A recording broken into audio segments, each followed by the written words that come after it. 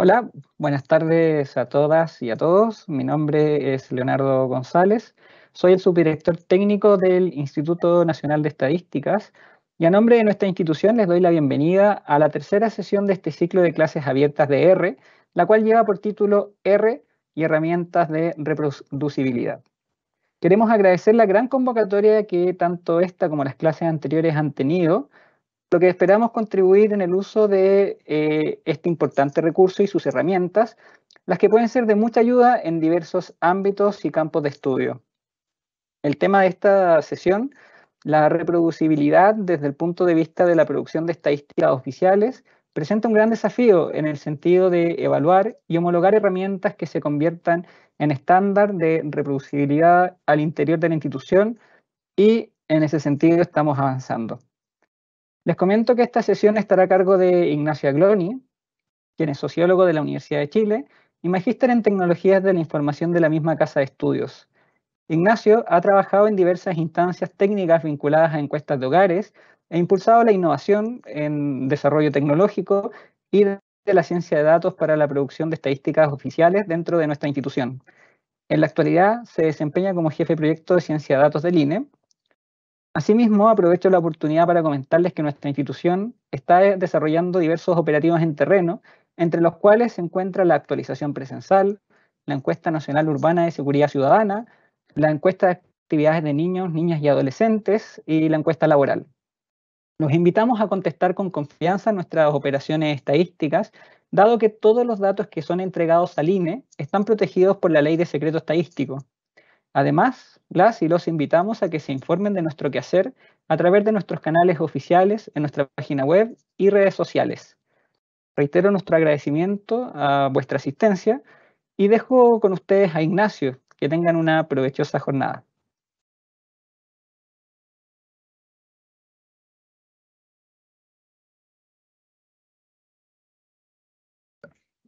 Hola, muy buenas tardes.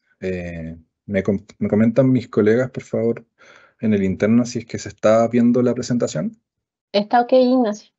Perfecto. Bueno, muchas gracias, Leonardo, muchas gracias, Tamara. Y bueno, buenas tardes a todas y a todos. Eh, Bienvenidos a esta sesión sobre R y herramientas de reproducibilidad. Quiero sumarme a las palabras del subdirector respecto el agradecimiento por la gran convocatoria que hemos tenido en estas sesiones. Ya tenemos aproximadamente 400 personas conectadas en esta sesión. Hemos tenido también un gran número de inscritos e inscritas.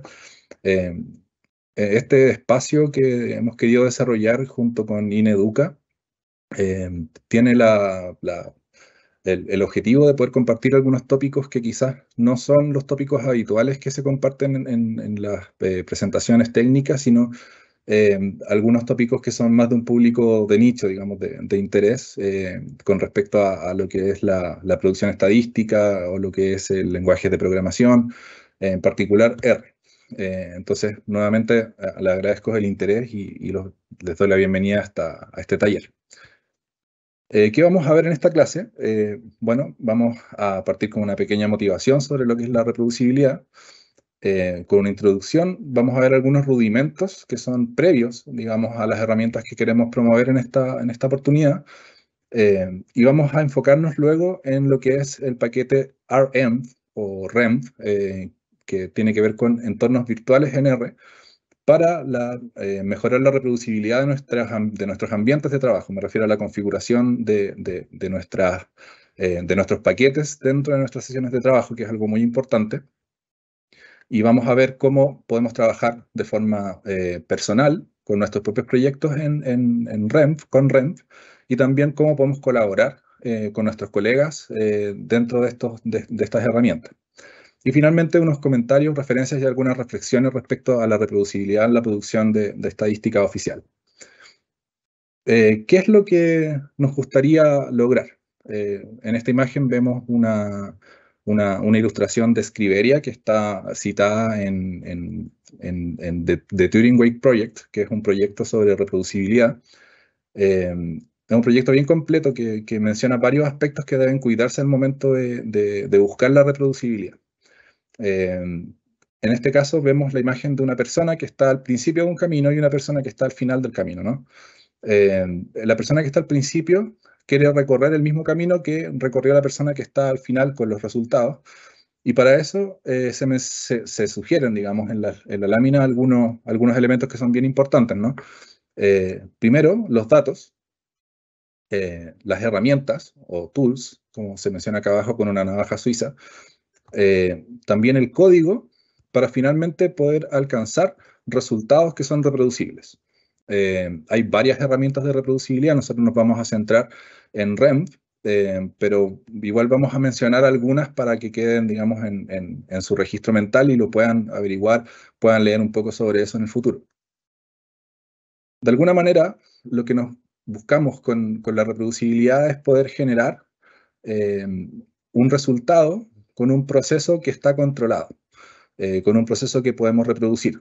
Acá el GIF en la imagen, de alguna forma, busca mostrar esto. Hay algunos pasos manuales, digamos, no es lo ideal, pero busca mostrar cómo a partir de un camino, digamos, de una cinta de producción, podemos lograr obtener resultados a partir de un proceso que vamos replicando. Bueno, comentarios preliminares.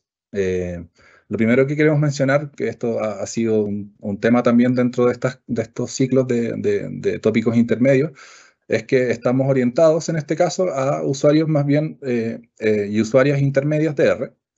Esto no significa que no vayan a comprender los contenidos, simplemente que se va a dar por entendido, se va a pasar por alto algunos detalles que quizás en un curso básico podrían ser tomados con mayor cautela, digamos. Sin embargo, les puedo adelantar que estamos trabajando en cápsulas básicas para poder poner a disposición de la comunidad algunos rudimentos, digamos, del lenguaje R que les permitirán después poder tomar estos talleres o quizás revisar los videos en el futuro y poder entender mejor algunos elementos que quizás las personas más básicas en R en este momento no pueden comprender. Eso es parte de la preocupación que nos generó, digamos, tener este feedback con ustedes y entender que hay personas que también requieren elementos más básicos y también nosotros los queremos proveer. El objetivo del taller, entonces, es presentar herramientas para mejorar digo porque no son herramientas que necesariamente vayan a asegurar la reproducibilidad de nuestros flujos de trabajo y uno las va a también tomar en función de lo que necesita. Como nota, esta es una mirada desde la producción de estadísticas oficiales, que hay muchos ambientes, hay muchos proyectos que tienen que ver con reproducibilidad y es muy importante considerar que hay varias aristas de la reproducibilidad. Nosotros queremos abordar esta, que es la que nos compete en nuestro negocio, que es la producción de estadísticas oficiales. Y una advertencia pequeña para quienes estén, por ejemplo, en su oficina o similar, que el paquete REMF podría tener algunos problemas de ejecución en ambientes empresariales. ¿A qué me refiero? Que en ciertos lugares donde puede haber un proxy, en un firewall, en la red de Internet, REMF podría no funcionar apropiadamente, porque REMF va a ir a buscar dependencias a lugares donde podrían no tener acceso por el proxy de su compañía o de su oficina en el estado, etc. Entonces, prefiero advertírselos desde ya. No es un problema de ustedes, probablemente en sus hogares ustedes van a poder hacer esto de manera correcta. También aprovecho de comentarles a mis compañeros que están, digamos, en el backstage, que cualquier problema que identifiquen me lo hagan saber a viva voz para ver si lo podemos solucionar, si es que están identificando algún problema, dado que yo no tengo acceso al chat de forma rápida. Entonces, bueno, vamos con la introducción. ¿Qué es la reproducibilidad? Me imagino que todas y todos tendrán alguna idea respecto a qué es la reproducibilidad. El concepto que promueve The Turing Way Project es que la reproducibilidad o un resultado es reproducible cuando con los mismos pasos de análisis y un mismo conjunto de datos yo puedo producir de forma consistente una misma respuesta. Eso es en términos bien generales. Y hay en el mismo proyecto de Turing Way Project, propone este espectro de la reproducibilidad, donde en la parte izquierda ustedes pueden ver que lo no reproducible, o digamos, el menor nivel de reproducibilidad se encuentra cuando yo solamente publico los datos, o sea, cuando yo solamente publico el resultado de mi estudio. Esto en una investigación académica podría ser un paper, en el caso de la producción estadística podría ser, por ejemplo, un informe de resultados de mi investigación o de mi encuesta. Esto está en el polo de lo no reproducible. El primer paso, dado que esto es un espectro que se distribuye en un continuo, el siguiente paso sería ya publicar el código.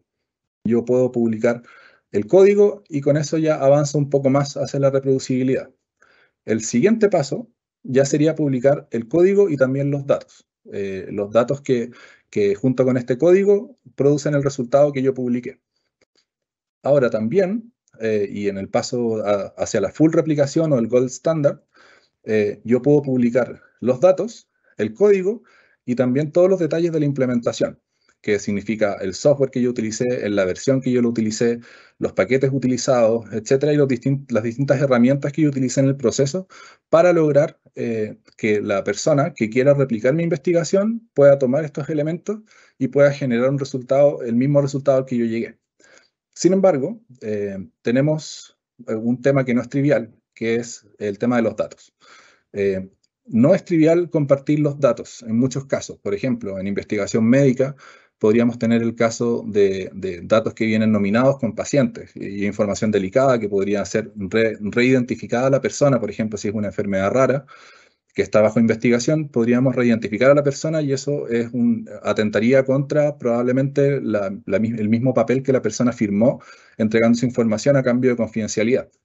En el caso de la investigación en estadísticas, nosotros tenemos algunas restricciones también con compartir los datos, dado que nosotros estamos amparados y regidos a la vez por una ley, que es la Ley Secreto Estadístico, y esa ley nos prohíbe compartir información de que sea reidentificable de cosas que nosotros nos hayamos podido enterar a través de nuestra operación dentro del INE, digamos. Nosotros recibimos datos que vienen algunas veces con nombres, con direcciones, y eso nosotros no lo podemos compartir. Nosotros eso lo resguardamos. Entonces hay algunos procesos que suceden de depuración, de validación, que requieren de estos datos. Por ejemplo, si yo quiero asegurarme que todas las personas, y esto es un dato bien importante, que todas las personas que me declararon ser mujer o ser hombre, efectivamente lo son, puedo hacer una validación indicando si es que la última letra del nombre termina con A y la persona me dice que es hombre, yo los voy a revisar. Y si es que no estoy seguro de que sea hombre o mujer, yo le puedo mandar de vuelta a terreno para poder confirmar efectivamente esa información. Ese tipo de análisis nosotros no podríamos compartirlo, digamos, porque tendríamos que compartir la data con nombres. Entonces esa es una restricción importante que hay que considerar al momento de ver este tránsito o este espectro de reproducibilidad en el entorno de las estadísticas oficiales o también de la investigación académica. ¿Cuáles son las dimensiones de la reproducibilidad? Porque la reproducibilidad es un elemento, pero no lo es todo. Tenemos en primera instancia, a la esquina superior izquierda, lo que es reproducible. O sea, yo con los mismos datos y con el mismo análisis llego a un mismo resultado, que es lo que vimos en la definición de reproducibilidad. También tenemos la replicabilidad, que es un concepto bien importante para nosotros, porque con diferentes datos y un mismo análisis yo puedo llegar a un resultado que es replicable. ¿Qué quiero decir? ¿O por qué es importante para nosotros? Nosotros tenemos varias coyunturas en el INE, por ejemplo, la coyuntura del índice de precio al consumidor o la encuesta nacional de empleo, que replican el mismo análisis para datos de trimestres o de meses distintos, y esto evidentemente no va a dar el mismo resultado, sino que da una variación, da un índice, y esto ocurre constantemente en el INE. Entonces es muy importante asegurar que estamos ejecutando exactamente el mismo análisis para poder dar resultados que son consistentes. También tenemos la dimensión de la robustez. La robustez ocurre cuando con los mismos datos y una diferente implementación, yo llego a un resultado, al mismo resultado, o un resultado cualitativamente similar. En este caso, por ejemplo, podemos pensar en las validaciones espejo. Nosotros muchas veces utilizamos, por una parte, un software, R, por decir uno, y utilizamos SAS o utilizamos Stata o algún otro software, y hacemos el mismo análisis, o con los mismos datos utilizamos una implementación distinta. Y esta implementación nos debiera dar un resultado que no debiera diferir más allá de, por ejemplo, el tratamiento de los decimales que tiene cada software, que algunos software utilizan más decimales que otros para hacer ciertos cálculos. Y finalmente, el aspecto de lo generalizable, quizás es más útil en el ámbito de la investigación, tiene que ver con que yo, con una muestra distinta y con una diferente implementación, puedo conseguir responder a mi pregunta de investigación de forma consistente. Esto es más propio de la investigación académica, sin embargo, también conviene mencionarlo. Ahora, ¿cuál es la importancia de la reproducibilidad? En primera instancia, es que otra persona, o yo mismo en el futuro, pueda ejecutar mi rutina nuevamente de forma exitosa. Sin embargo, varias cosas pueden salir mal, y por eso estamos acá, de alguna forma, revisando algunas de estas cosas que queremos prever que no nos vayan a hacer una zancadilla y que impidan que nosotros podamos replicar nuestros análisis de forma exitosa. Y respecto a este tema, por ahí por el 2019-2020, se hizo un llamado de una organización a algo que se llamó el 10 Years Reproducibility Challenge, que fue una invitación a investigadores para que ellos pudieran resucitar de alguna forma investigaciones que hicieron hace más de 10 años atrás, digamos por ahí por el 2010, y tomaran esa investigación o tomaran ese código y lo volvieran a correr y ver si es que eso resultaba o no resultaba. Y el resultado fue bastante desastroso. Muy pocas personas pudieron reproducir sus códigos, y de esto se tomaron varias lecciones importantes respecto a la reproducibilidad, digamos, ya cómo yo aseguro que soy capaz de reproducir algo. Por ejemplo, mi tesis de magíster, mi tesis de pregrado o de doctorado, quiero volver a hacer algún cambio sobre ese código y no soy capaz de reproducirlo. Entonces, eso es algo que hay que tomar atención. Y este challenge fue bien interesante desde ese punto de vista, porque invitó a generar toda una reflexión respecto al tema de la reproducibilidad. Entonces, bueno, algunos rudimentos. Vamos a partir de lo más básico. Voy a abrir mi consola de R. Bueno, quienes están familiarizados con R sabrán que existe la consola, que la consola es esta parte de acá, digamos, del software. Y yo en la consola en la mayoría de los lenguajes tengo una consola donde yo puedo interactuar. Por ejemplo, yo tengo la librería Guaguas cargada, instalada ya en mi sesión. Entonces yo puedo querer llamar a la librería Guaguas.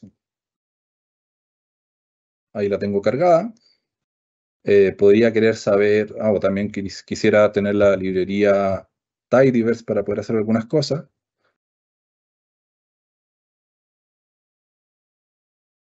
Entonces ahí tengo cargada la librería Tidyverse. Y no sé, por ejemplo, quisiera poder saber cuáles son las dimensiones de la tabla. Dimensiones de guaguas, le pongo dim guaguas. Ahí me dice que son aproximadamente 858.000 filas por 5 columnas. Y no sé, quisiera poder saber los nombres, por ejemplo. Le pongo names, guaguas. Ahí me dice los nombres y veo que tengo una variable sexo, entonces quisiera saber, por ejemplo, cuál es la frecuencia de cada sexo dentro de la tabla.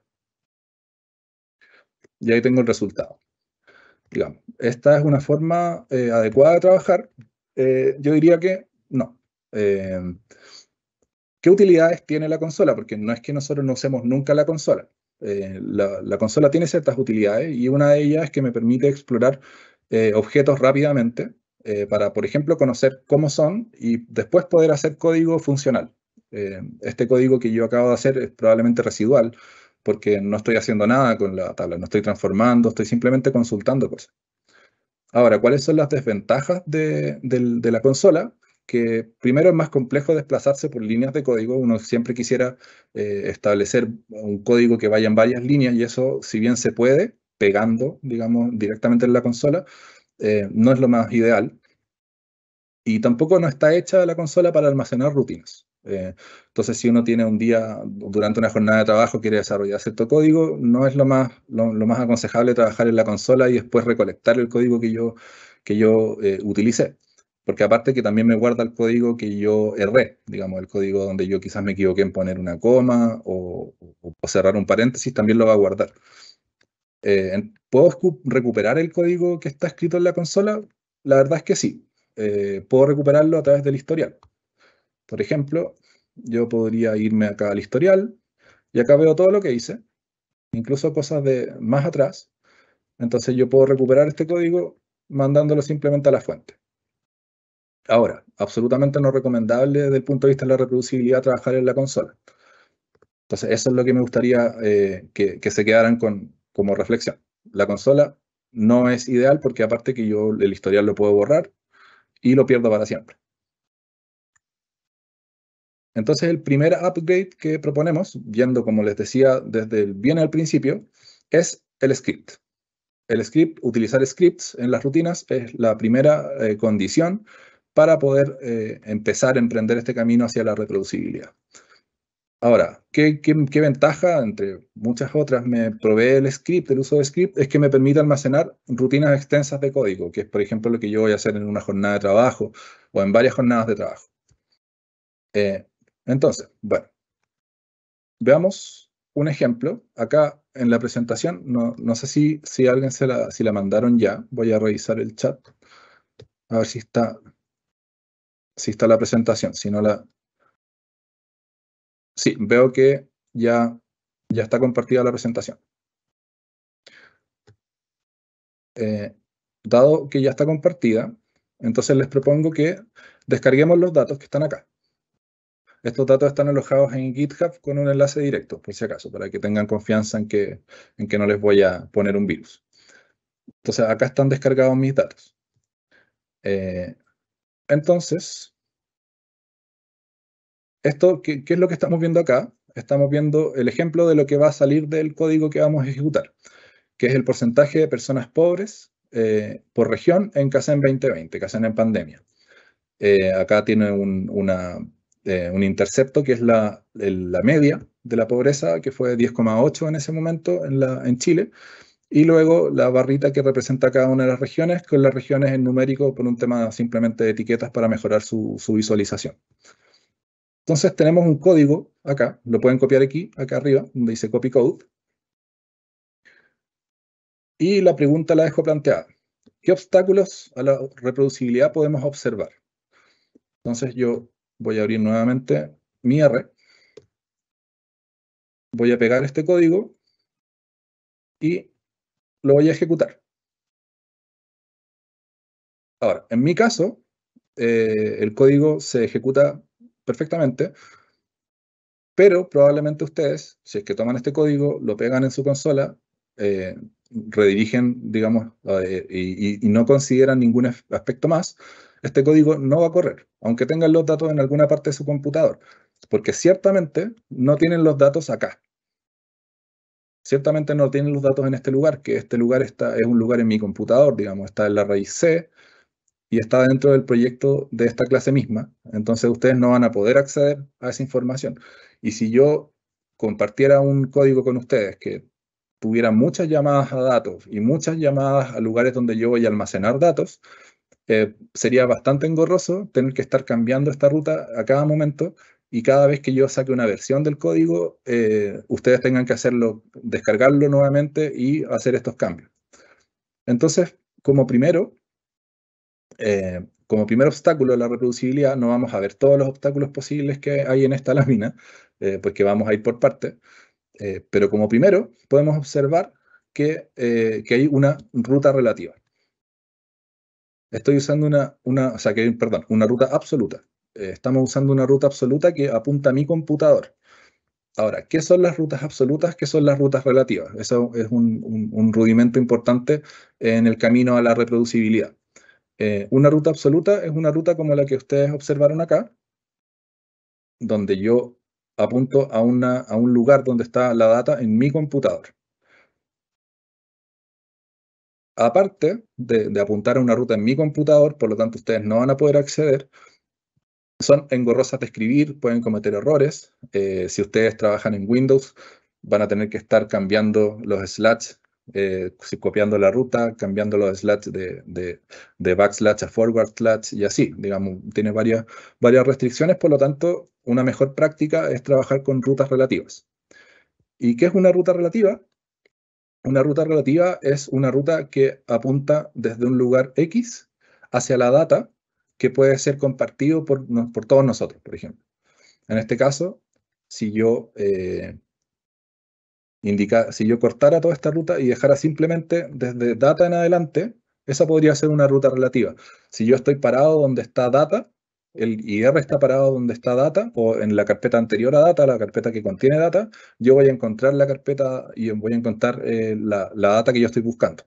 Entonces, eso es una ruta relativa y es el tipo de rutas que se utilizan en los proyectos. Entonces, no sé si ustedes saben qué es un proyecto en R.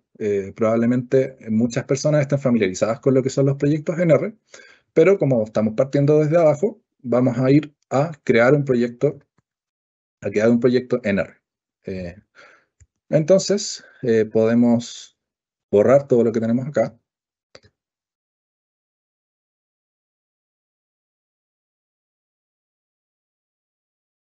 Acá en este momento, si ustedes se fijan en la esquina superior derecha, ven que no estamos en ningún proyecto. Dice project igual none. Significa que estamos fuera de cualquier proyecto. Voy a borrar la consola por un tema de limpieza con control L y voy a borrar mi plot con la escobita para limpiar todo. Ahora, ¿cómo yo creo un proyecto? Ustedes se van acá en la esquina superior izquierda, donde dice File, se va a desplegar un cuadro de diálogo. Van a pinchar en la segunda opción que dice New Project. Ahí me está preguntando si quiero guardar lo que tenía. Yo no lo quiero guardar. Y se abre esta pestaña de diálogo donde yo puedo escoger si quiero utilizar un proyecto en un nuevo directorio o en un directorio ya existente o si quiero utilizar control de versiones. Bueno, quiero detenerme acá un segundo para mencionar que en esta sesión no vamos a ver control de versiones, no vamos a ver Git. Es una decisión dolorosa pero necesaria para poder apuntar a los contenidos que nosotros decidimos en esta clase poder proponerles. Así que no lo vamos a tocar en este momento. Vamos a así marcar en nuevo directorio, en New Project, y en este caso estoy parado, si ustedes pinchan en Browse, yo estoy parado en mi escritorio. Y voy a crear mi proyecto en mi escritorio, es más sencillo, digamos, tengo la ruta más corta, entonces voy a crearlo ahí simplemente por un tema de simplificar. Y voy a ponerle un nombre a este proyecto, que es ejemplo proyecto, que se va a guardar en mi escritorio. Ahí se está creando el proyecto. Ahí me manda un mensaje de que debería actualizar mi R. Lo estuve ignorando estos días, pero luego de la clase lo voy a actualizar. Y acá ya estamos dentro de un proyecto. Y si se fijan acá arriba, en la esquina superior derecha, pueden ver que ahora ya no dice known, sino que hay un nombre, que es el nombre que le acabamos de poner, que es ejemplo proyecto. Y acá en este caso, ¿qué podemos hacer? Bueno, la data que ya descargamos, la vamos a ir a buscar. Kaizen 2020 Small. Esta es una Kaizen pequeñita que tiene aproximadamente 4 variables y todos los casos, por si acaso, para que no se asusten de que van a cargar una data muy pesada, porque la data completa se demoraría un poquito y retrasaría el ritmo de la clase.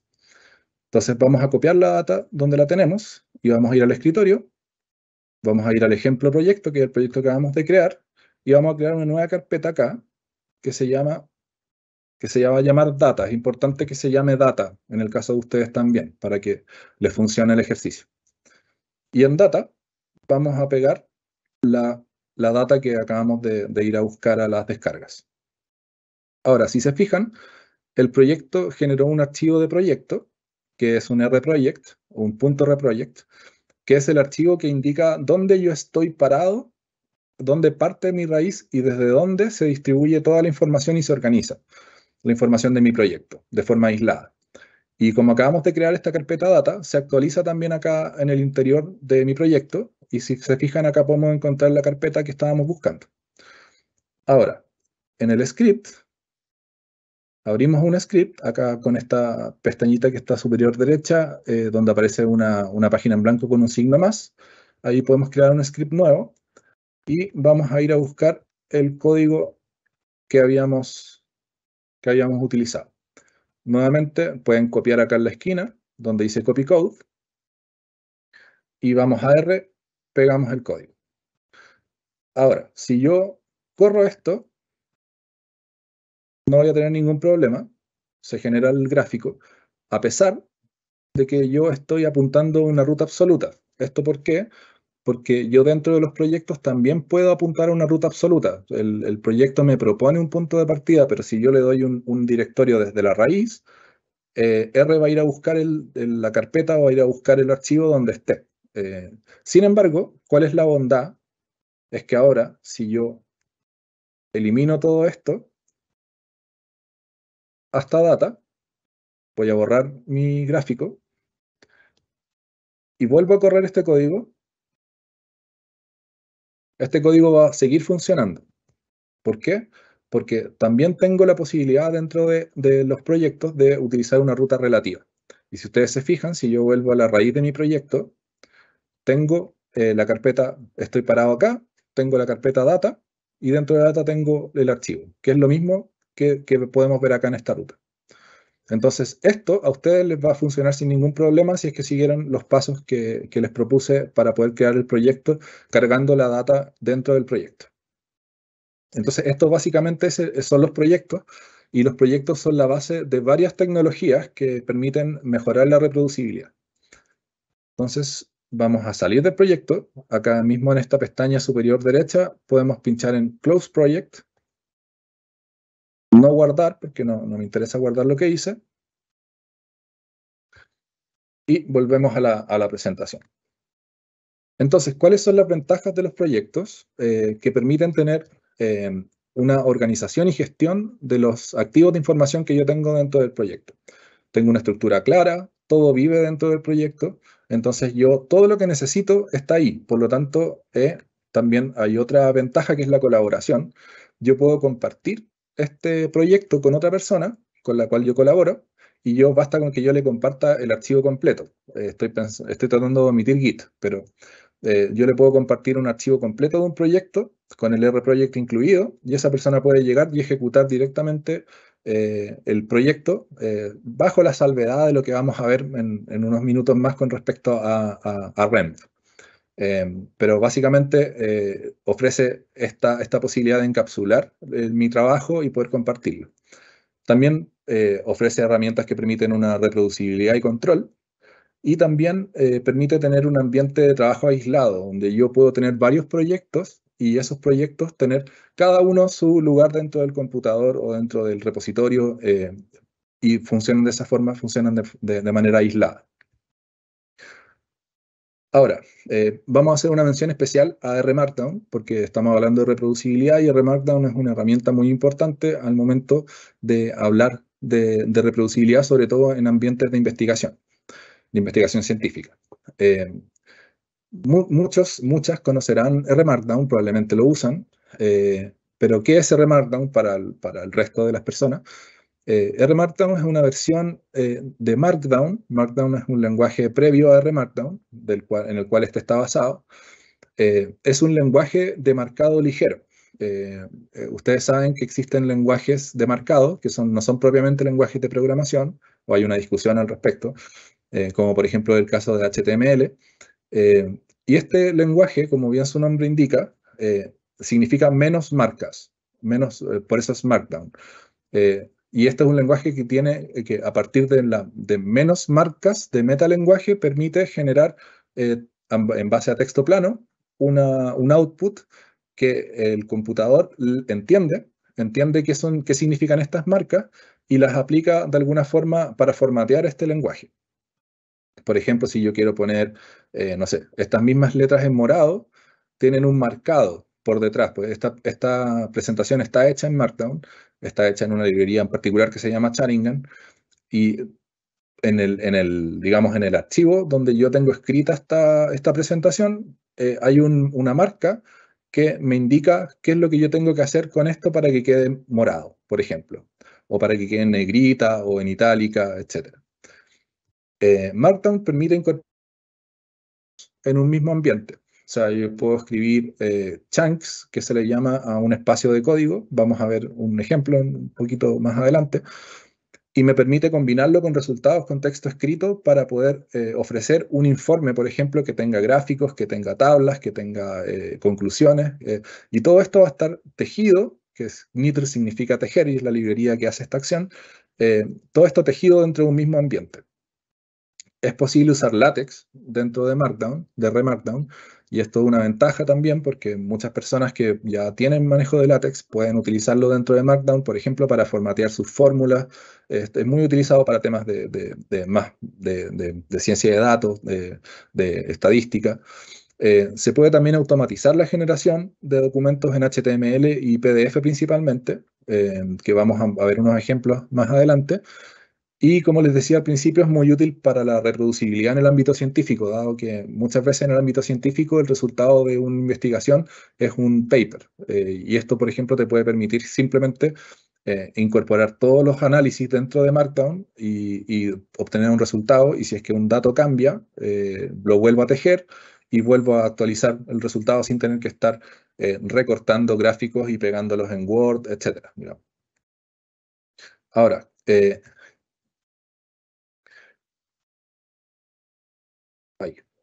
ahí sí. ¿Qué contiene Markdown? ¿Qué es lo que ustedes van a ver cuando crean un Markdown?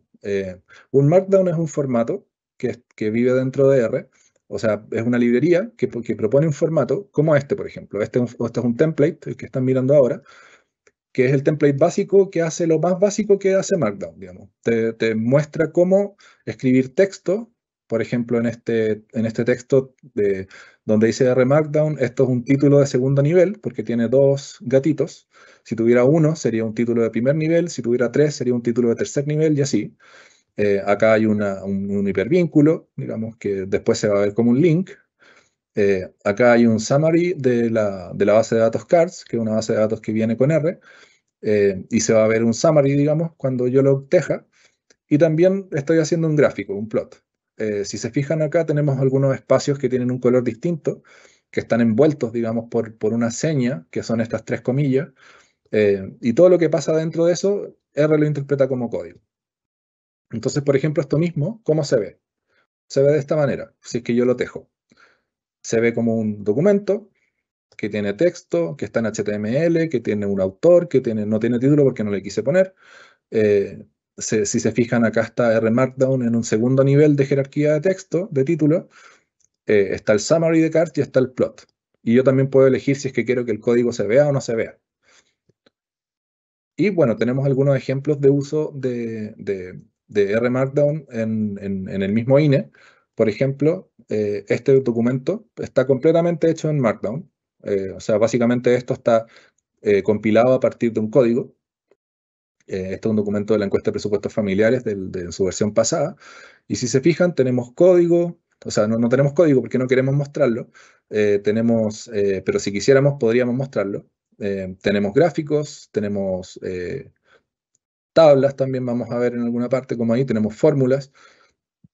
Y todo está hecho a partir de Markdown. Entonces, por ejemplo, si yo estoy trabajando en este documento y en algún momento hubo una actualización de la base de datos final, simplemente basta con que yo actualice la base de datos y vuelva a correr el proceso, y eso va a hacer que se actualicen todos los datos dentro del documento, digamos. Entonces, no solo, aparte de ser eficiente y automatizado, es reproducible.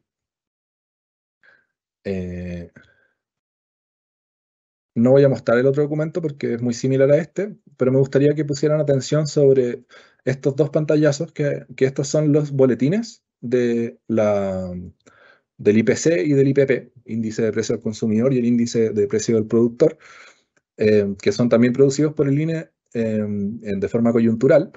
Y esto, bueno, también está todo hecho dentro de R. Esto en particular es otra tecnología que se llama Swift, pero es muy parecida a Markdown.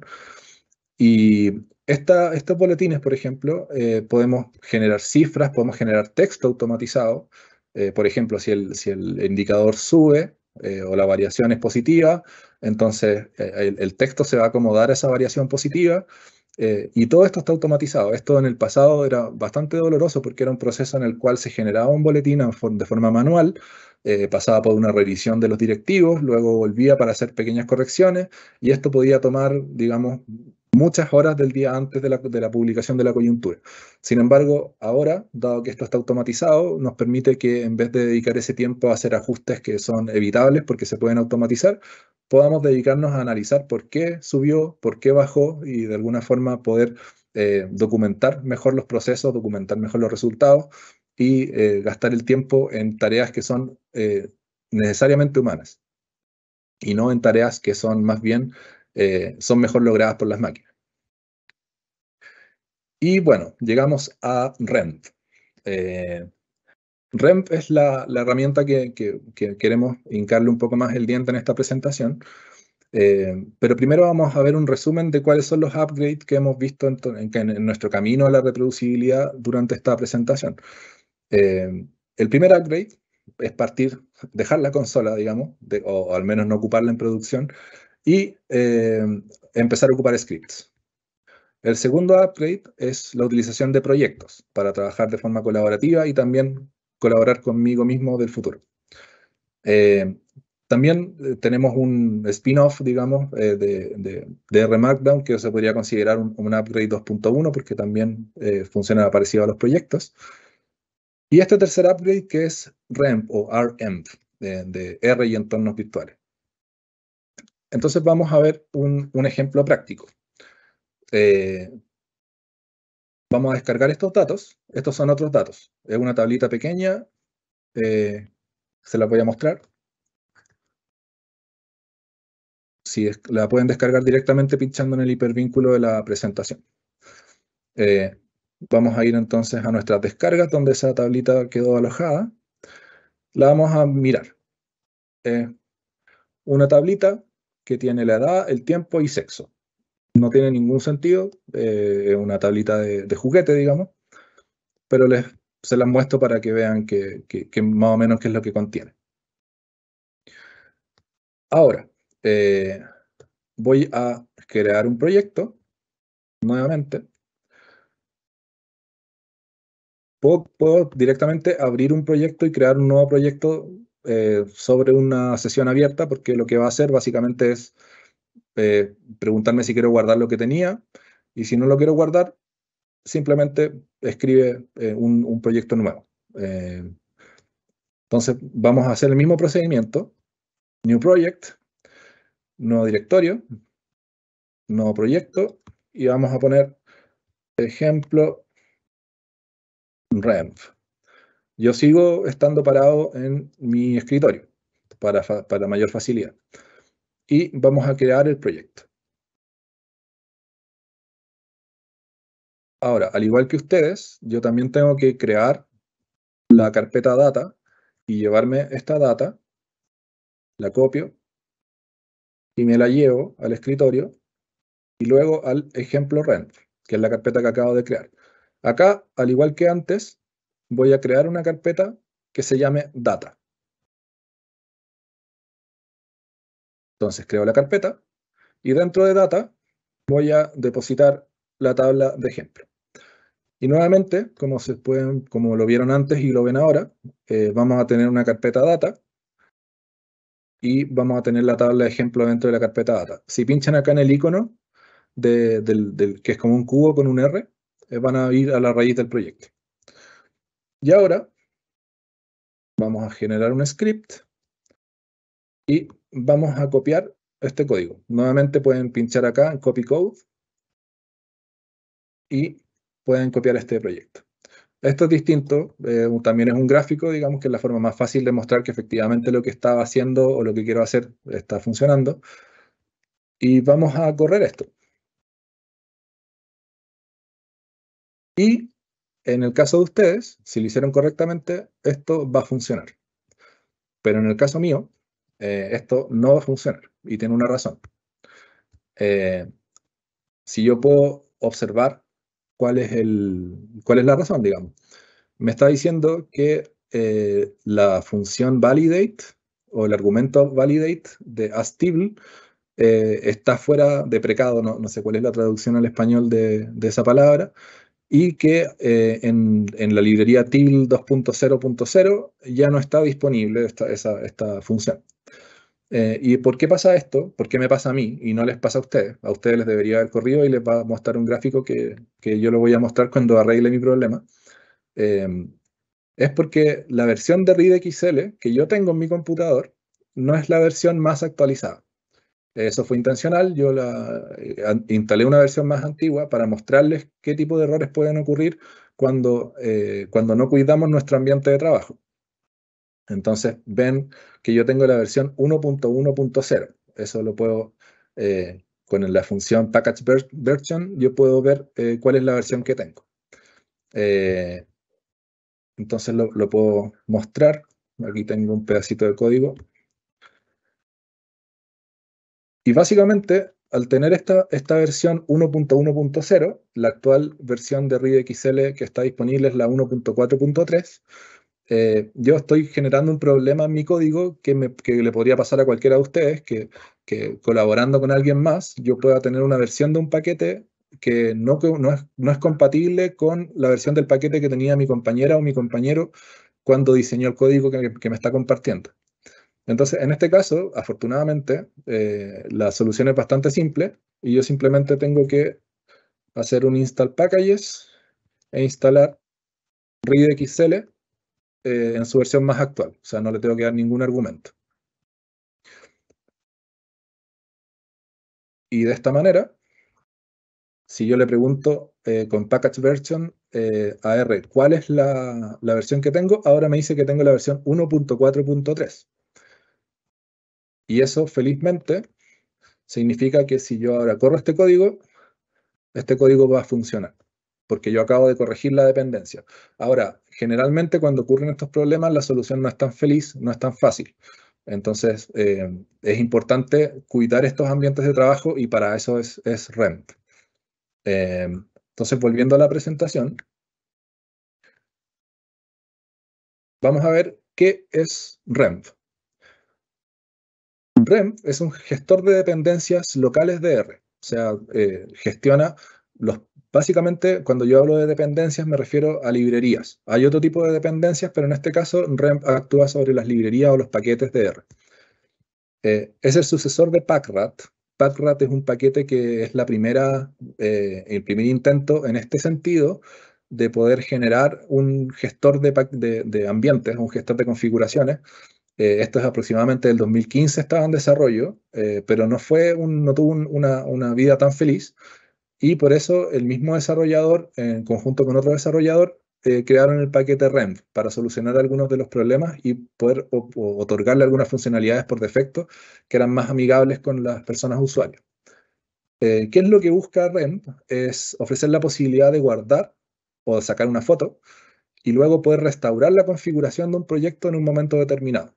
O sea, yo puedo sacar una foto en este momento y en el futuro podría querer restaurar ese mismo ambiente en una máquina o en otra máquina o algún colega.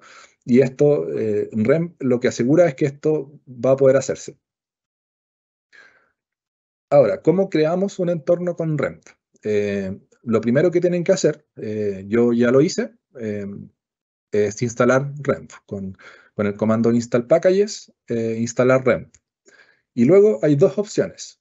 La más sencilla, recomendada cuando están partiendo con un proyecto, es que puedan pinchar en este icono.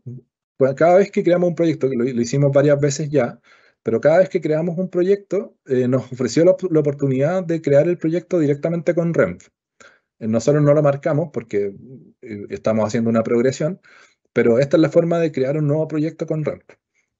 Y la otra forma es simplemente, una vez instalado REMP, si queremos iniciar, por ejemplo, un proyecto por consola o queremos generar un ambiente virtual en un proyecto que ya tenemos desarrollado, que ya hemos creado, entonces vamos a usar REMP init en la consola. vamos a ejemplificar esto. Y esto lo que va a hacer el renv init, que finalmente lo que vemos acá a la izquierda, es un renv init, pero con una capa de abstracción en un cuadro de diálogo. Pero es lo mismo. Y esto va a crear la infraestructura de un entorno virtual dentro de nuestro proyecto. Entonces, ¿qué es lo que vemos cuando hacemos esto? Vemos que se crea un archivo rprofile. Ya tenemos el archivo de proyecto, que esto se crea solamente por ser un proyecto. Y tenemos también el remp, la carpeta remp, que tiene otras cosas adentro. Y tenemos un archivo remp.log, que es bien importante. Bueno, vamos a ver qué es cada una de estas cosas, pero es mejor que las vayamos mirando directamente en un proyecto con remp en R. Entonces vamos primero a cerrar este proyecto, no vamos a guardar.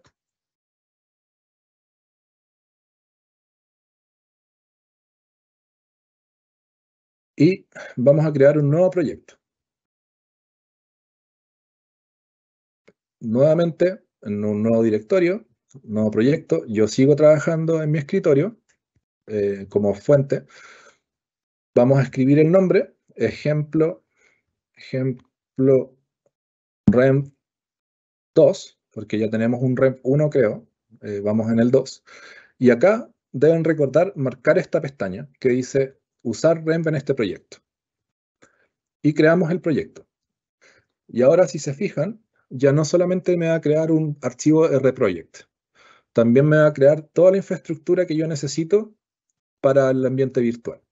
Me va a crear el archivo remp.log, me va a crear la carpeta remp y el rprofile.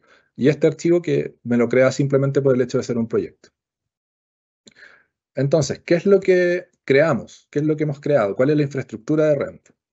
Primero tenemos un rprofile, que es un archivo que ejecuta RStudio cada vez que se carga la sesión, y este archivo lo único que hace es llamar a rempActivate.r, que es una fuente. Entonces, si vemos rprofile, van a ver que simplemente tiene un llamado a una fuente, a rem.activate. Y rem.activate está acá, dentro de remp. Lo pincho, y acá están todos los detalles de la implementación que hace que funcione mi ambiente virtual. O sea, cada vez que yo abro una sesión con remp, me va a ejecutar este script bastante largo, que va a dar todas las instrucciones, que es como el archivo central, digamos, de remp.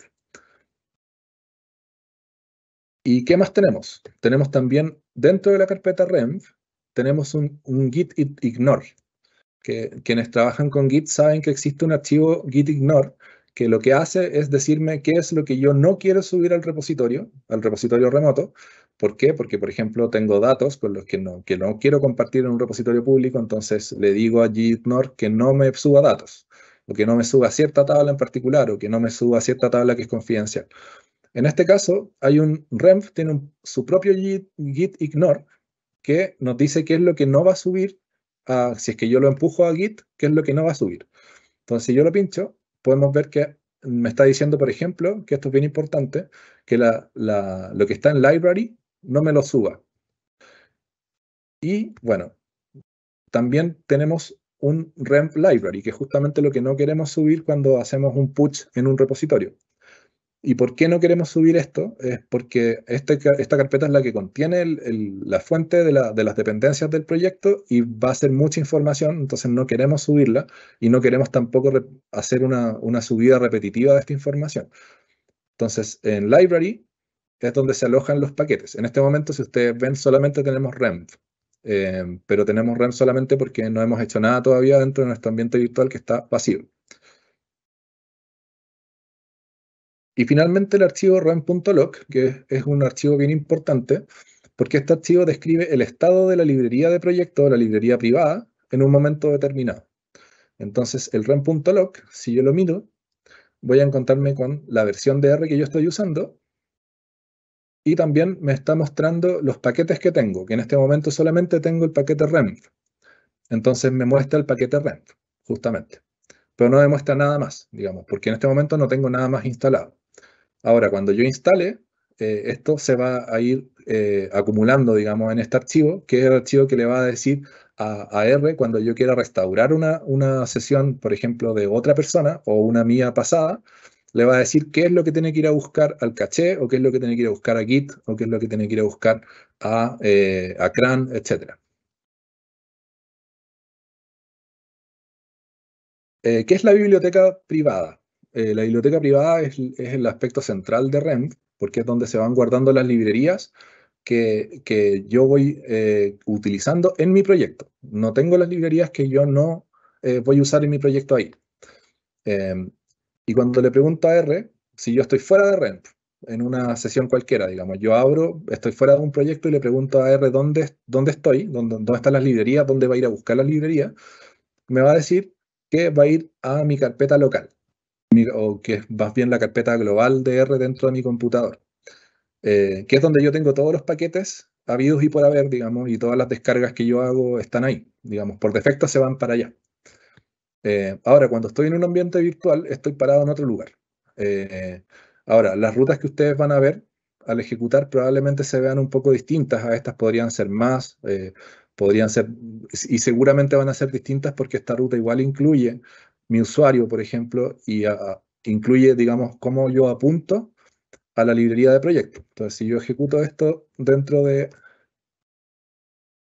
R, y dentro de un REMP a su vez, me va a mostrar esas mismas carpetas que están ahí anunciadas en la presentación. Y que básicamente es acá, dentro de la carpeta REMP, en Library, dentro de R y dentro de esta carpeta. Allá apunta. Y es ahí donde va a ir a buscar las librerías que yo voy a usar dentro de este proyecto.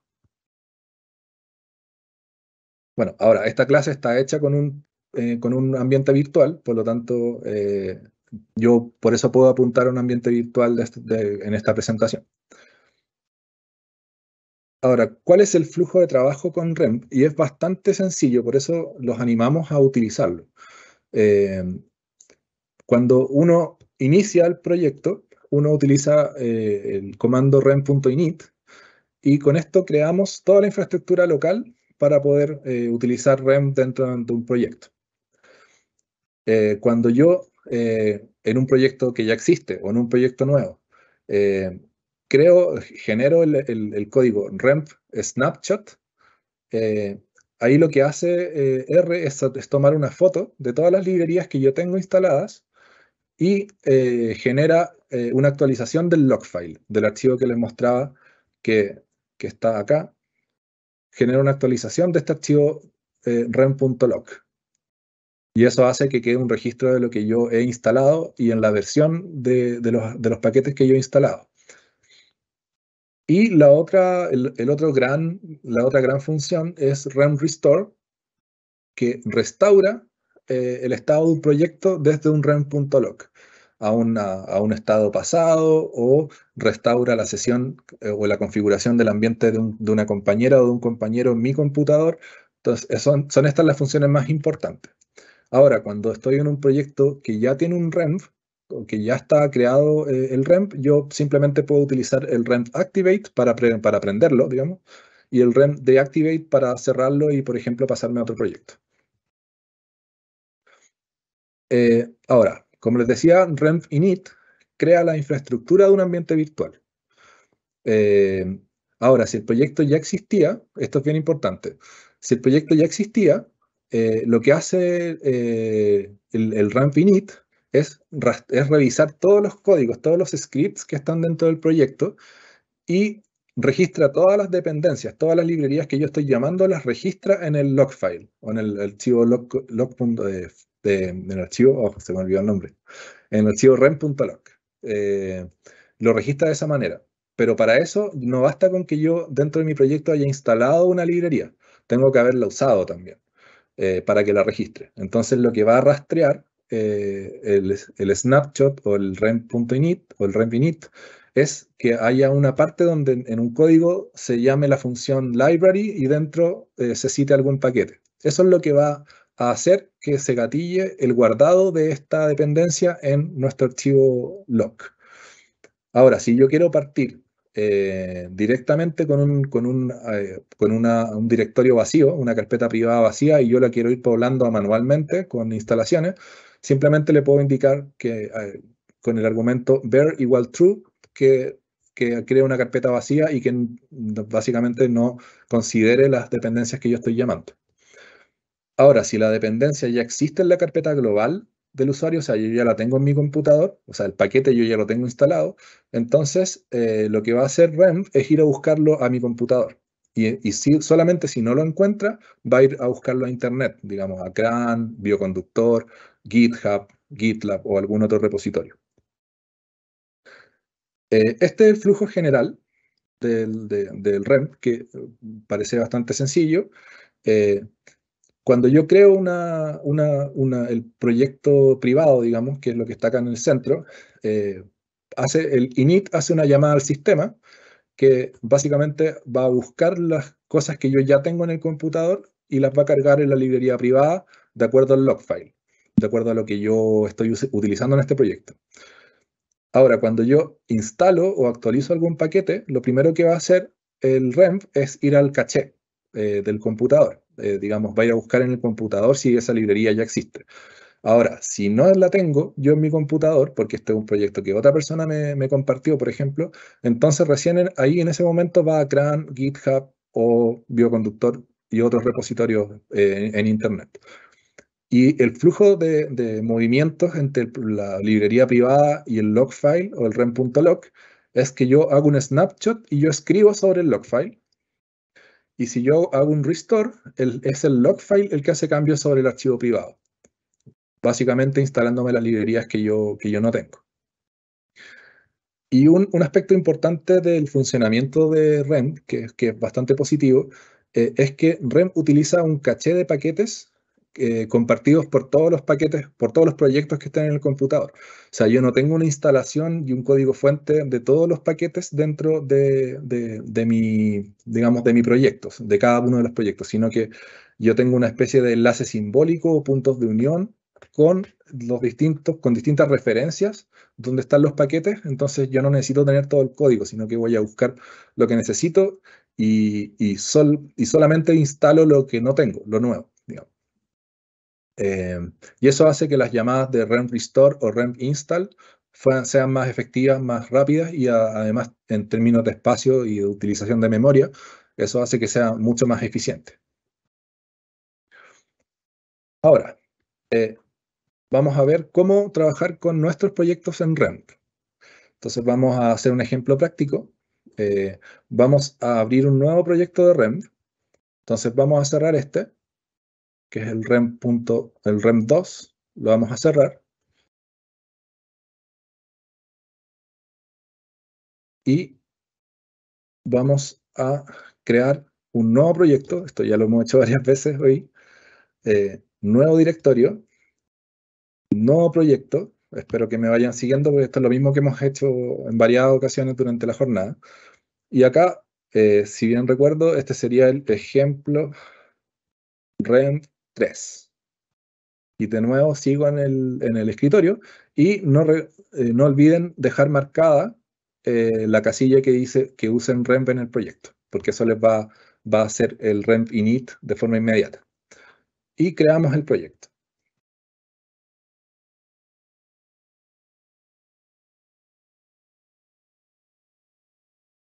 Ahora, vamos a usar los mismos datos que ya habíamos usado en el ejercicio en el primero, los datos de Kaizen. Entonces, vamos a ir a buscar. Yo los tengo estos datos en mis descargas, porque también los descargué junto con ustedes. Voy a copiar Kaizen. Voy a ir al escritorio, donde tengo mi ejemplo REMP 3. Y acá voy a crear nuevamente, lo mismo que he hecho anteriormente, una carpeta data. Y dentro de la carpeta data voy a pegar. Voy a pegar los datos de Kaizen, que por supuesto acá se ven reflejados en mi proyecto, creándose una carpeta data de forma automática con los datos adentro. Ahora voy a la presentación y me robo el código. De nuevo acá arriba con copy code, puedo copiar el código y voy a crear un script. Ahora voy a pegar el script y voy a guardarlo. Esto es importante que lo guarden, porque primero lo voy a guardar, después les voy a comentar. Pero es importante guardar el script con Save As. Aquí mismo me abre la carpeta del proyecto por defecto, entonces yo le voy a poner Code. Le voy a poner Code, lo voy a guardar y aquí tengo entonces el código también guardado dentro de mi proyecto.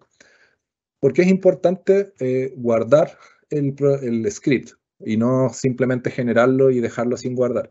Porque cuando yo utilizo el renv init o el renv snapshot, lo que hago es rastrear el código, lo que les comentaba recién, rastrear las llamadas dentro del proyecto, pero yo no voy a, el renv no va a rastrear un código que no está guardado.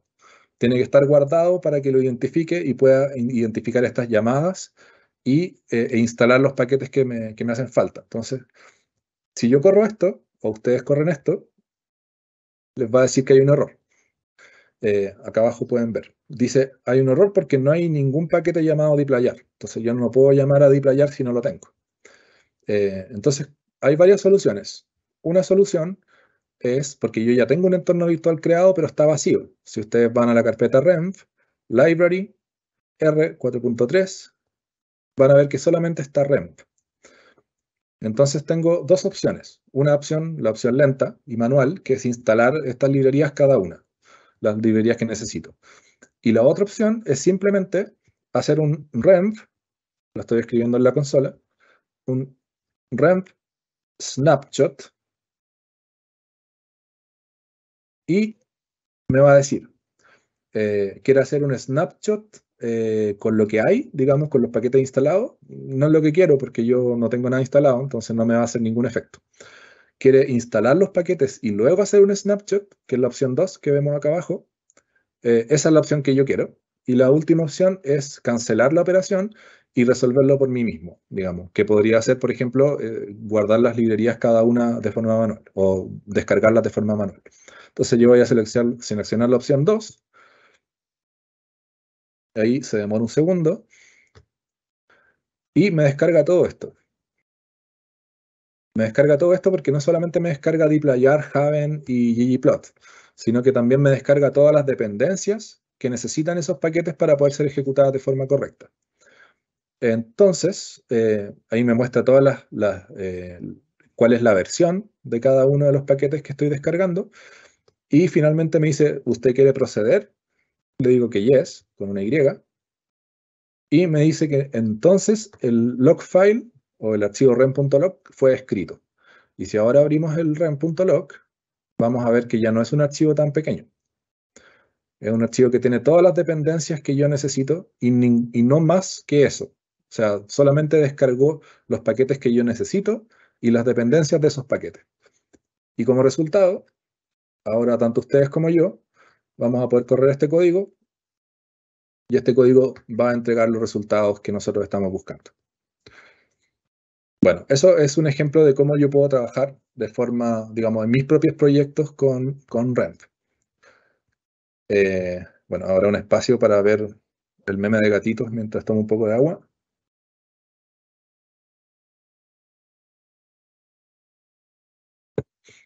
Y ahora podemos ver cómo podemos colaborar con renv. Vamos a hacer un ejemplo práctico, pero ahora vamos a descargar desde GitHub, vamos a clonar un repositorio que está en mi GitHub, que está abierto, por supuesto. Vamos a clonar este repositorio y vamos a hacer un renv restore para poder, de alguna forma, imagínense, este es mi repositorio, pero podría ser el de alguien más, que yo estoy copiando lo que esta persona tiene y yo después quiero restaurar el ambiente de mi proyecto para poder correr el código de esta persona y obtener el resultado que se supone que debo obtener. Entonces, bueno, por eso decía que vamos a pegar un salto. No vamos a hacer gran cosa con Git, pero es un poco inevitable, más allá que no es un contenido de la clase de hoy. Entonces yo puedo clonar este repositorio simplemente copiando esto. Ahora me voy a ir a a mi escritorio.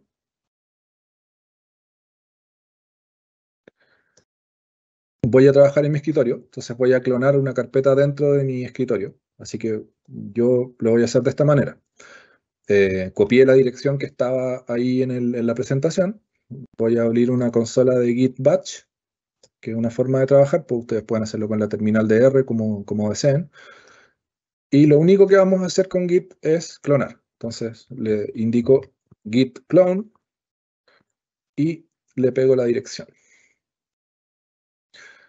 Y le doy Enter.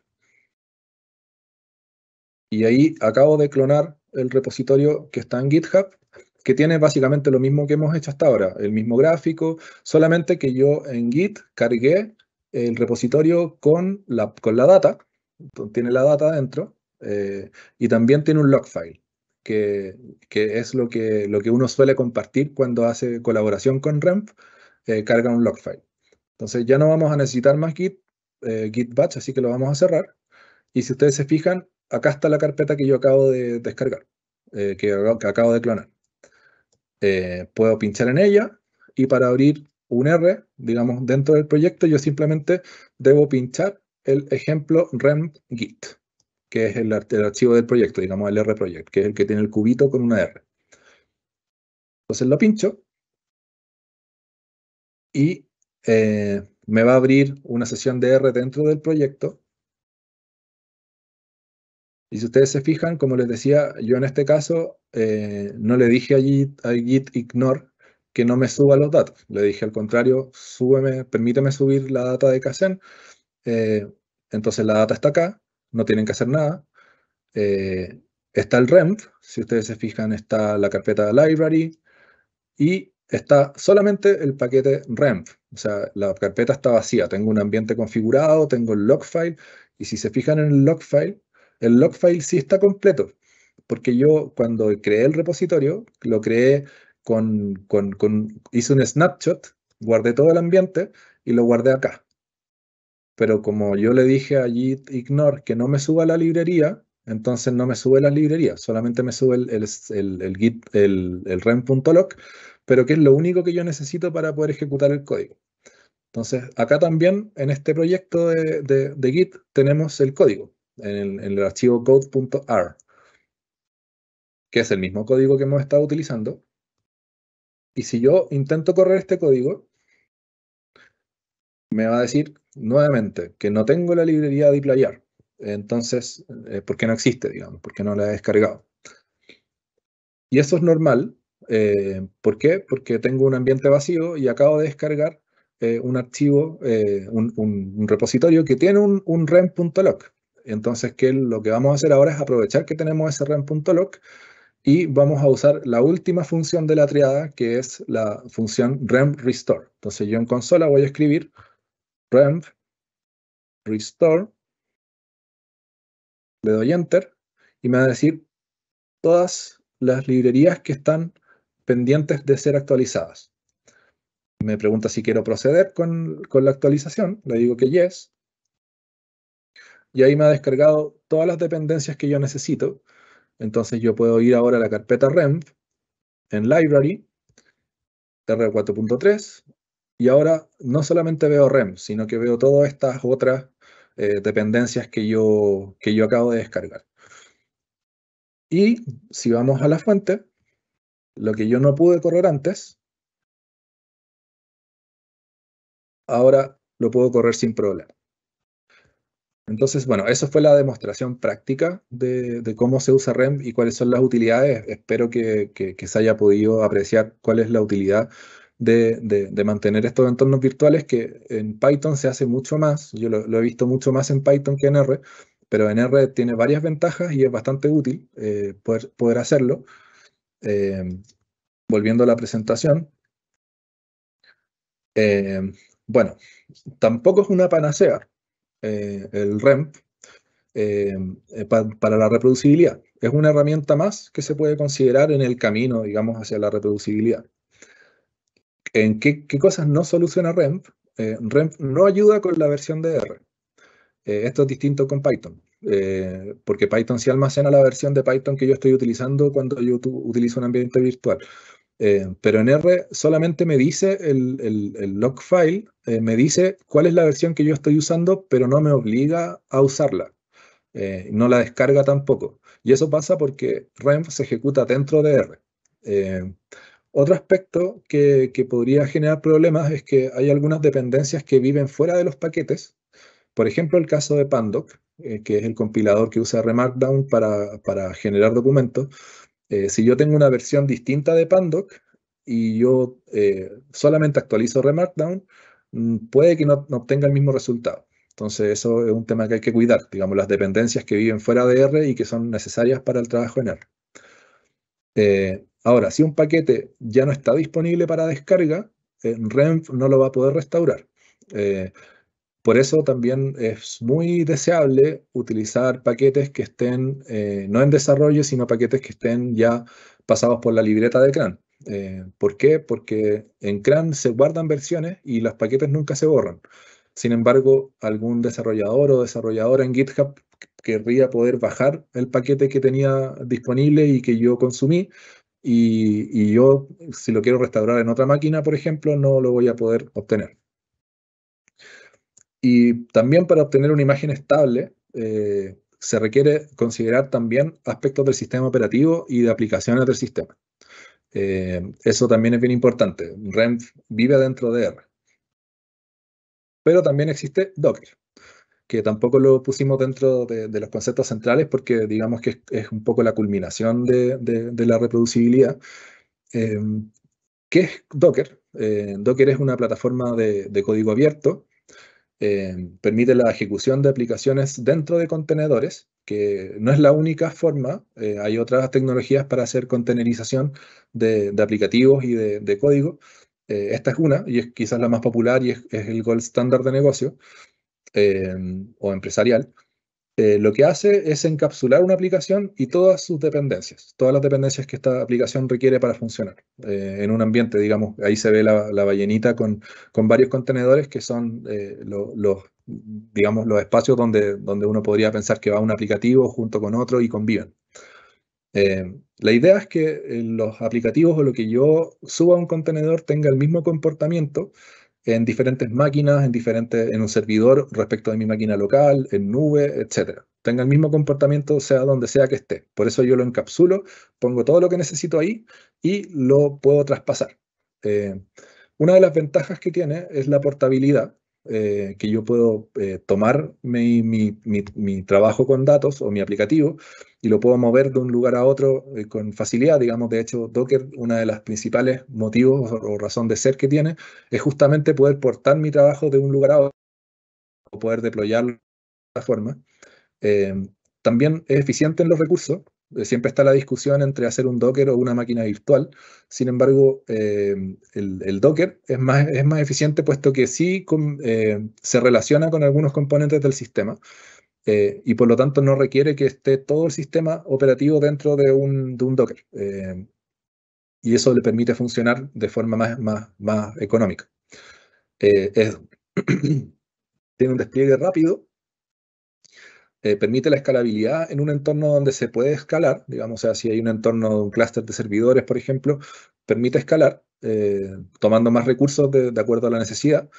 Y también permite aislar lo que yo tengo en un contenedor, digamos, es como bastante claro la mención al contenedor, es bien gráfica. Permite aislar y dar seguridad a mi trabajo, digamos. Entonces, ya para ir cerrando, según yo viene en el tiempo, un resumen y un poquito más. Si no sé si estoy aplicando una misma rutina, entonces mi solución podría ser el script. Si no sé si estoy usando los mismos datos, mi solución también es el script, dado que me apunta cuál fue la data que yo utilicé. Si es que no sé si las rutas de los archivos son correctas, las rutas relativas y los proyectos son una buena solución para eso. Este punto no lo mencionamos, pero es bien importante.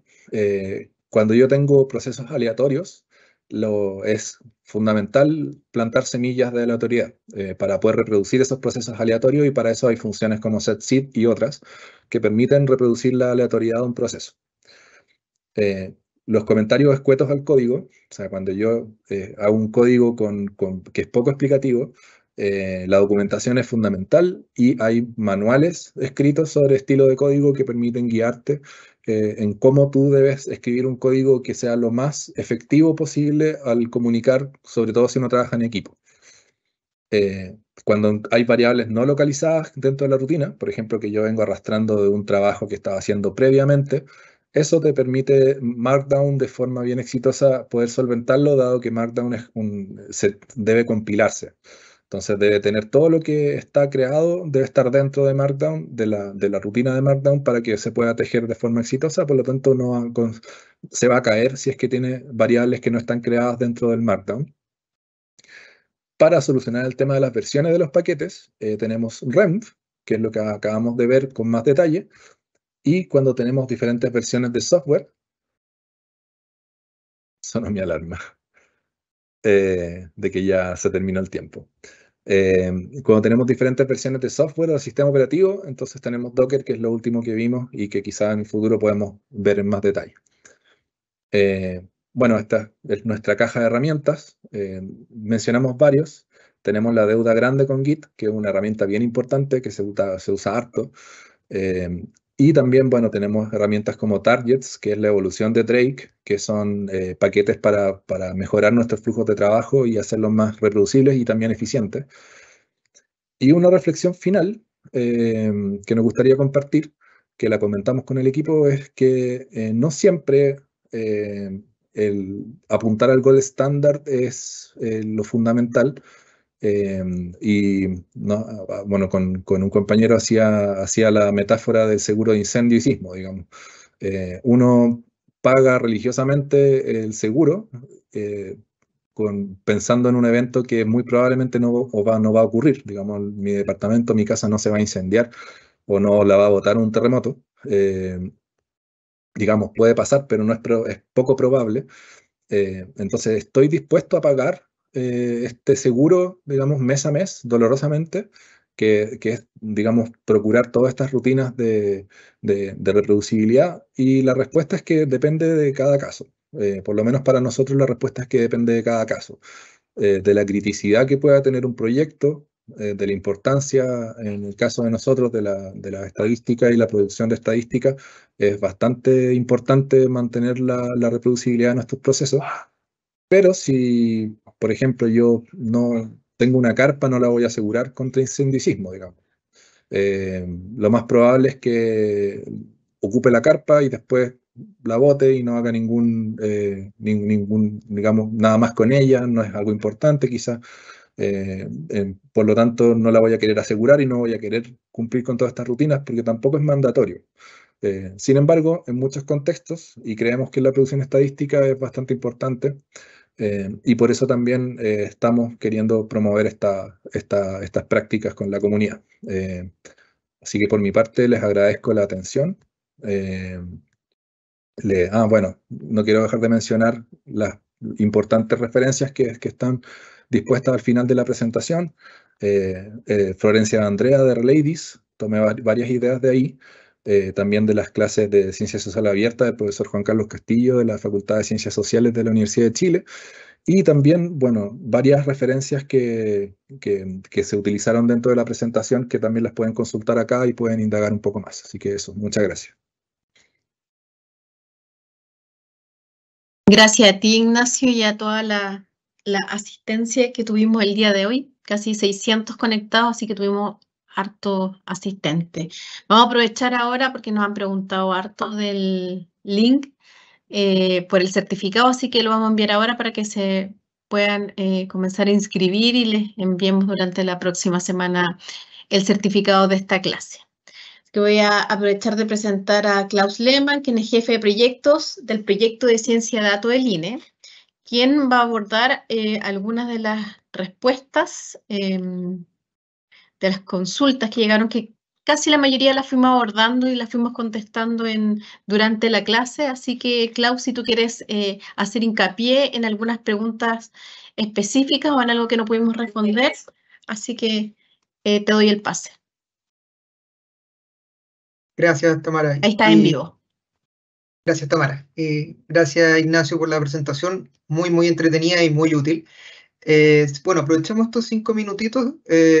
Salieron varias preguntas interesantes. Y la primera dice más o menos así. ¿En qué tipo de proyectos e investigaciones crees tú que sería importante usar REMP? Muchas gracias, Klaus, bueno, por la participación y por la pregunta. Mira, como lo comentabas al final, me parece que en principio cualquier trabajo que a mí me interesara reproducir en el futuro o que me interesara o que fuera objeto de auditoría en algún momento, es un trabajo que vale la pena envolver con estas herramientas o rudimentos de reproducibilidad, como el caso de REMP. Y para fortalecer, digamos, la idea, sobre todo, y aunque no tenga las condiciones que mencioné previamente, si es que es un trabajo colaborativo, es fundamental utilizar REMP para poder mantener un control de las dependencias dentro de un proyecto aislado. Súper, muchas gracias. Mira, otra pregunta que también me pareció interesante es ¿cuál es el rol que tiene Git en la reproducibilidad? Dado que no tuvimos tanto tiempo de abordarlo, sería bueno que nos pudieras contar un poco sobre aquello. Sí. Bueno, fue una decisión importante y dolorosa dejar Git fuera de la presentación de reproducibilidad, digamos, porque en otros trabajos y en otras también presentaciones sobre reproducibilidad que consultamos, que han hecho colegas, se aborda a Git como una de las herramientas importantes. Bueno, da para una clase en específico sobre Git, creo que de eso no hay mucha duda. Y tiene un rol importante en la reproducibilidad en lo que tiene que ver con cómo yo trazo y audito, digamos, de alguna forma mi código. Y el código de la gente con la que yo trabajo. Digamos, el Git me permite mantener un historial de los cambios, de lo que yo o alguna persona con la que yo trabaje pudiera haber hecho sobre el código. Me permite generar ramas de desarrollo para poder hacer de forma ordenada algunas, digamos, salidas desde la rama principal. También me permite volver atrás si es que es necesario hacerlo. Y sobre todo que bueno, es fundamental, creo, para el trabajo colaborativo, para hacer un trabajo ordenado. Y lo bueno además es que interactúa perfectamente con REMP, con Docker y con otras tecnologías. Está pensado para convivir con otras herramientas de reproducibilidad. Entonces, básicamente, Git es una deuda de esta clase. Súper. Y una última pregunta para terminar ya, porque nos quedan 2 minutitos. ¿Qué le recomendarías tú a los asistentes respecto a los perfiles que hay que tener o las competencias que hay que tener para poder usar estas tecnologías, es decir, REMP o Docker, que son un poco más informáticas? Sí, está bien buena la pregunta. Bueno, nosotros con Klaus somos compañeros, trabajamos en el proyecto Ciencia de Datos y nosotros contratamos personas con perfil de científica de datos, que son personas que traen ya algunas competencias que a mí por lo menos, ahora voy a hablar a título personal, me gustaría que fueran competencias compartidas por el general de los analistas. Me gusta pensar en un perfil de analista técnico desarrollador, digamos, alguien que tenga competencias de negocio, que tenga conocimiento del negocio, que pueda entender lo que es la pobreza, entender lo que es el desempleo, poder analizarlo de forma efectiva, pero además también pueda trabajar sus rutinas de análisis, sus rutinas de procesamiento, sus rutinas de trabajo, digamos, con código, que se hace mucho, o sea, en el INE ya todo el mundo trabaja con código, es un imperativo. Estas personas también puedan tener competencias como de desarrollador. Entonces, cada vez más creo que estas competencias están siendo exigidas por el mercado, digamos, de personas que trabajan con datos. El analista de datos ya es alguien que además trabaja con código, que sabe mantener un código, que sabe un poquito de computación, de tecnología, digamos. Entonces, es muy recomendado, o sea, bien a título personal, desarrollar competencias en tecnología, en ciencia de datos y en programación. para las personas que les gusta trabajar también o que les gustaría trabajar en el instituto. Bueno, qué ganas de seguir conversando sobre esto. Han salido hartas preguntas, pero dado que ya se nos acaba el tiempo, tenemos que dejarlo hasta aquí nomás. Muchas gracias y Tamara, te dejo el micrófono. No, sí, gracias a todo en nombre del Instituto Nacional de Estadística. Agradecemos a nuestra audiencia por el interés. Invitamos, también los aprovechamos de invitar para este jueves a las 4 que tenemos una conferencia ciudadana, que les pusimos el link en el chat. Tenemos varias preguntas sobre... Tenemos muchas preguntas sobre lo relacionado a... Vamos a poner ahí. Sobre lo relacionado a cuándo vamos a publicar las clases y el link y todos los materiales que hemos revisado en estas 3 clases. Todavía nos quedan otras más. Estamos trabajando como institución en un sitio, ahí algo les contó Ignacio, así que yo creo que ya dentro de las próximas semanas ya va a estar disponible estas clases, los videos y el material complementario. Así que estén atentos y se los vamos a informar, ojalá dentro de las próximas semanas. Ignacio, no sé si quieres decir algo antes de cerrar. Bueno, solo agradecerte a ti, Tamara, a su director, a Klaus, a tu equipo que estuvo ayudándonos detrás bambalinas y a la gente que participó. Esperamos tenerlos nuevamente en una próxima oportunidad. Que tengan un súper buen resto de tarde. Yes, vamos a cerrar. Muchas gracias.